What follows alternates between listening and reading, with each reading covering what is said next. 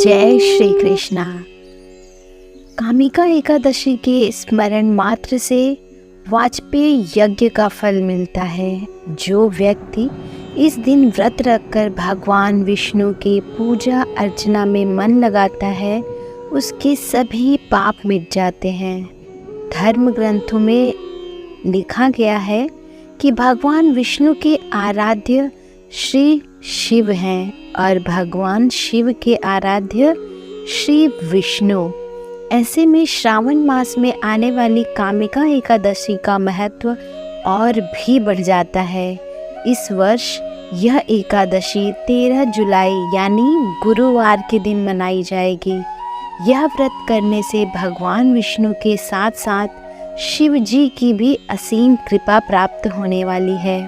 इस एकादशी के स्मरण मात्र से वाजपेय यज्ञ का फल मिलता है और जो व्यक्ति इस दिन व्रत रखकर भगवान विष्णु की पूजा अर्चना में मन लगाता है, उसके सभी पाप मिट जाते हैं और व्यक्ति उत्तम लोक में स्थान प्राप्त करने योग्य बन जाता है।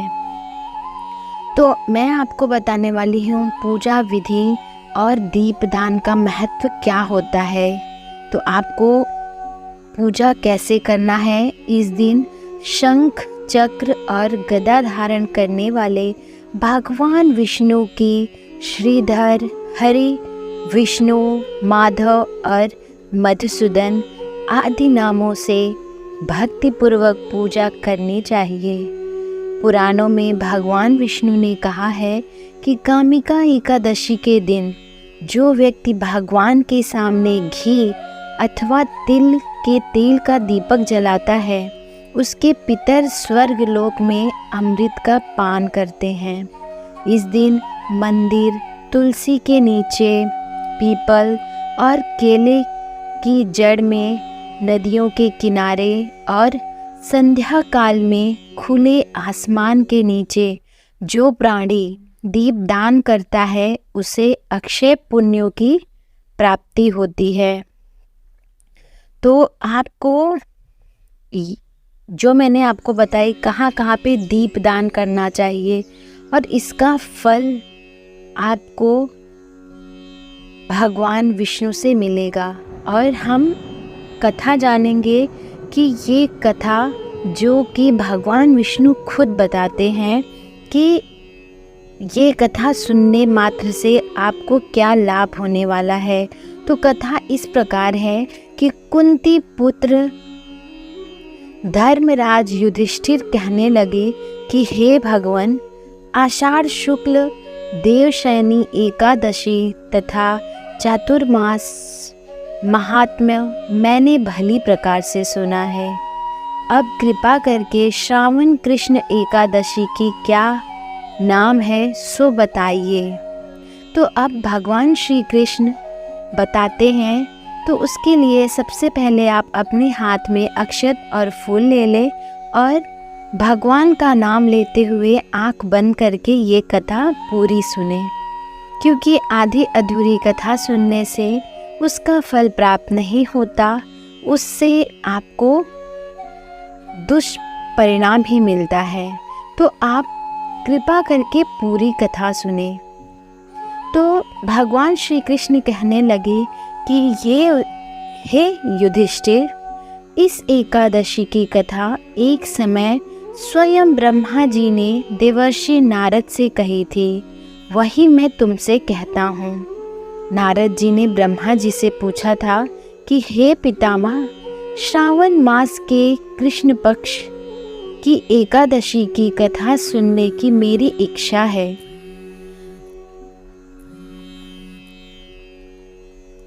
उसका क्या नाम है, क्या विधि है और उसका महात्म्य क्या है, सो कृपा करके आप मुझे बताएं। नारद जी के ये वचन सुनकर ब्रह्मा जी ने कहा, हे नारद, लोगों के हित के लिए तुमने बहुत सुंदर प्रश्न किया है। श्रावण मास की कृष्ण एकादशी का नाम कामिका है। उसके सुनने मात्र से वाजपेय यज्ञ का फल मिलता है। इस दिन शंख, चक्र गदाधारी विष्णु भगवान का पूजन होता है, जिनके नाम श्रीधर, हरि, विष्णु, माधव, मधुसूदन है। उनकी पूजा करने से जो फल मिलता है वो सुनो। जो फल गंगा, काशी, नैमिषारण्य और पुष्कर स्नान से मिलता है वह विष्णु भगवान के पूजन से मिलता है। जो फल सूर्य व चंद्र ग्रहण पर कुरुक्षेत्र और काशी में स्नान करने से, समुद्र वन सहित पृथ्वी दान करने से, सिंह राशि के बृहस्पति में, गोदावरी और गंडकी नदी में स्नान से भी प्राप्त नहीं होता और भगवान विष्णु के पूजन से मिलता है। जो मनुष्य श्रावण में भगवान का पूजन करते हैं उनसे देवता, गंधर्व और सूर्य आदि सब पूजित हो जाते हैं। अतः पापों से डरने वाले मनुष्यों को कामिका एकादशी का व्रत और विष्णु भगवान का पूजन अवश्यमेय करना चाहिए। पाप रूपी कीचड़ में फंसे हुए और संसार रूपी समुद्र में डूबे मनुष्यों के लिए इस एकादशी का व्रत और भगवान विष्णु का पूजन अत्यंत आवश्यक है। इससे बढ़कर पापों के नाशों का कोई उपाय नहीं है। हे नारद, स्वयं भगवान ने यही कहा है कि कामिका व्रत में जीव कुयोनि को प्राप्त नहीं होता। जो मनुष्य इस एकादशी के दिन भक्ति पूर्वक तुलसी दल भगवान विष्णु को अर्पण करते हैं वे इस संसार में समस्त पापों से दूर रहते हैं। भगवान विष्णु रत्न, मोती, मणि तथा आभूषण आदि से इतने प्रसन्न नहीं होते जितने तुलसी दल से होते हैं। तुलसी दल पूजन का फल 4 बार चांदी और 1 बार स्वर्ण के दान के बराबर होता है। हे नारद, मैं स्वयं भगवान की अति प्रिय तुलसी को सदैव नमस्कार करता हूँ। तुलसी के पौधे को सींचने से मनुष्य की सब यातनाएं नष्ट हो जाती हैं। दर्शन मात्र से सब पाप नष्ट हो जाते हैं और स्पर्श से मनुष्य पवित्र हो जाता है। कामिका एकादशी की रात्रि को दीपदान तथा जागरण के फल का महात्म्य। इस एकादशी की रात्रि को भगवान के मंदिर में दीपक जलाते हैं।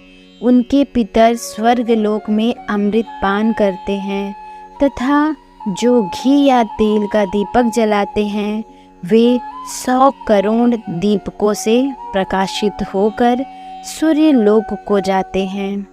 ब्रह्मा जी कहते हैं कि हे नारद, ब्रह्मा हत्या तथा भ्रूण हत्या आदि पापों को नष्ट करने वाली इस कामिका एकादशी का व्रत मनुष्य को यत्न के साथ करना चाहिए।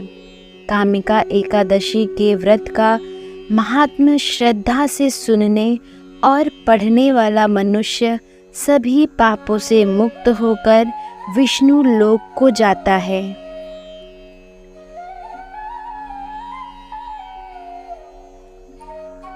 प्राचीन काल में एक गांव में एक ठाकुर थे। ठाकुर का एक ब्राह्मण से झगड़ा हो गया और क्रोध में आकर ठाकुर ने ब्राह्मण की हत्या कर दी। बाद में उसे अपने किए पर पछतावा होने लगा। अपराध की क्षमा याचना के लिए ठाकुर ने ब्राह्मण का क्रियाकर्म करना चाहा, परंतु पंडितों ने क्रियाकर्म में शामिल होने से मना कर दिया और वह ब्रह्मा हत्या का दोषी बन गया। तब ठाकुर ने एक मुनि से निवेदन किया कि हे भगवान, मेरे पाप कैसे दूर हो सकते हैं। इस पर मुनि ने उसे कामिका एकादशी व्रत करने की सलाह दी। ठाकुर ने नियम पूर्वक एकादशी का व्रत किया। रात में भगवान की मूर्ति के पास वह जब सो रहा था तभी उसे सपने में भगवान के दर्शन हुए।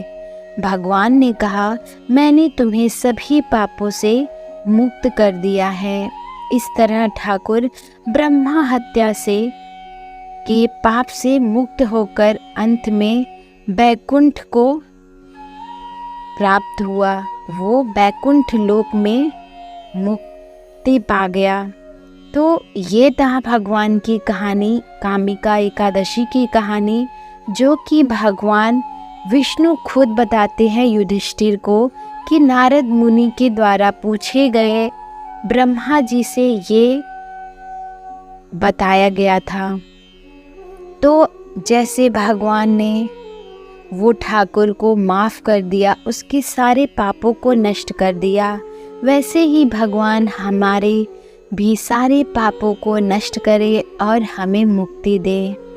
जय श्री कृष्णा। भगवान के नाम पे एक कमेंट हो जाए जय श्री कृष्णा, और नए हैं तो चैनल को सब्सक्राइब करना, वीडियो को लाइक करना। धन्यवाद।